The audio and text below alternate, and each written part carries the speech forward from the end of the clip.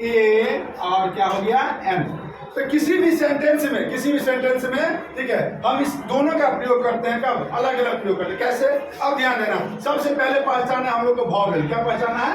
Vowel. Vowel कितने होते हैं? 5। कितने होते हैं? 5। कौन कौन होते हैं? अब बाकी सब कितने हो जाते हैं? 500 ठीक है। तो अब हम ये दोनों को विचार करते हुए, इस पर विमर्श करते हुए हम लोग को वाक्य में इसको प्रयोग करना है। जैसे अगर हम कोई वाक्य लिखते हैं, क्या लिखते हैं? यह क्या लिखते हैं? यह एक क्या है? अंडा है। क्या है? अंडा है।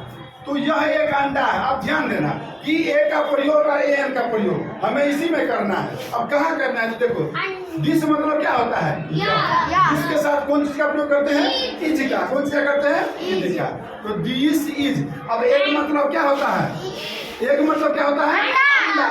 तो जो कोई भी वर्ड अगर वॉवेल से अगर स्टार्ट हो तो उससे पहले हम क्या चीज का प्रयोग करेंगे? एन का प्रयोग करेंगे, एन का प्रयोग करेंगे। कौन सा प्रयोग करेंगे? एन का। फिर उसके बाद अगर हम लिखते हैं यह एक, ठीक है, यह एक क्या है? कलम है। क्या है? कलम है। अब तो सर यहाँ भी हम एन का प्रयोग करेंगे? नहीं, यहाँ एन का प्रयोग नहीं करना है। यहाँ करना क्या है? तो दिस क्या लगाना है? This is a pen. अब पूछोगे सर यहाँ आप ए का प्रयोग क्यों कर दिए? तो बेटा यहाँ पेन मतलब क्या होता है? कलम। पेन मतलब क्या होता है? कलम। तो कलम का, पेन का जो शुरू वर्ड होता है ना, ये क्या है? वॉवेल नहीं है, इसीलिए हम इसके साथ कौन सी का प्रयोग करते हैं? ए का। किसी को समझने में दिक्कत? नहीं प्रॉब्लम? नो। फिर चलिए, फिर इसके बाद अगर हम देते हैं यह एक बैल है। आप तो बताइए हमें, यह एक क्या है? बैल है। तो बताइए क्या होगा? This is an ox. क्या हो जाएगा? This is an ox. क्यों लग गया यहाँ पे एन? तो ऑक्स मतलब क्या होता है?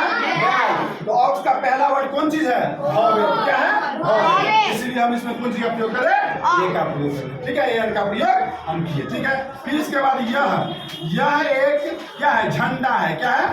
झंडा है। ठीक है। तो कौन सी का प्रयोग करोगे? This is A flag. Flag क्या होता है? तो किसी को प्रॉब्लम इतना में समझ में? यूज ऑफ ए और यूज ऑफ एन, किसी को दिक्कत?